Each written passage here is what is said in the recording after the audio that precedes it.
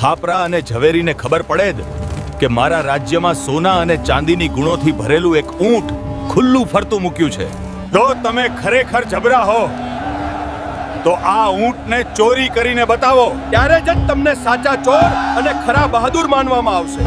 અને આ ઢંઢેરાની વાત ખાપરા અને ઝવેરી સુધી પણ પહોંચી ગઈ. આ પડકાર સાંભળતા ઝંડ બંને ફરી મહાકાળી માતાના મઢે પહોંચ્યા અને પ્રાર્થના કરી બોલ્યા, હે ગઢ પાવાની કાળકા માં, હે માડી, આ મોહમ્મદ શાહ બેગડો તો હઠે ભરાયેલો છે.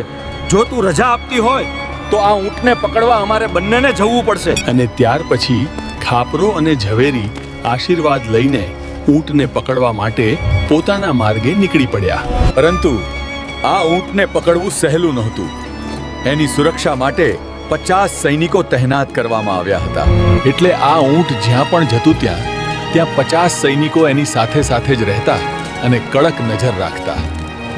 અરે ખાપરા અને ઝવેરીએ પોતાની ચાલાકી બતાવી અને તેમણે ઊંટને ધીમે ધીમે રોટલો ખવડાવવાનું શરૂ કર્યું.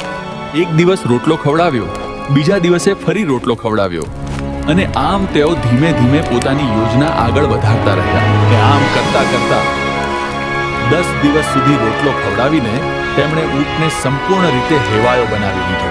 ને પછી તો સ્થિતિ એવી બની ગઈ કે રોજ ઊંટ ફરતું ફરતું ખાપરા અને ઝવેરીના ઘરે રોટલો ખાવા પોતે જ પહોંચી જતું. આમ 10-12 દિવસ પસાર થઈ ગયા અને હવે તો 50 સૈનિકો પણ કંટાળી ગયા છે, કારણ કે આ ઊંટને ચોરવા કોઈ આવતું જ નહોતું અને ઊંટ તો હવે આટલામાં જ ફરતો રહેતો.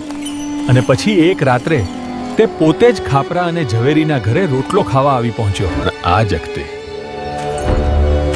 ખાપરા અને ઝવેરીએ ઊંટને રોટલો નાખ્યો નહીં. એટલે રોટલાની લાલચે ઊંટ ખાપરા અને ઝવેરીના ઘર પાસે જ શાંતિથી ઊંઘી ગયો.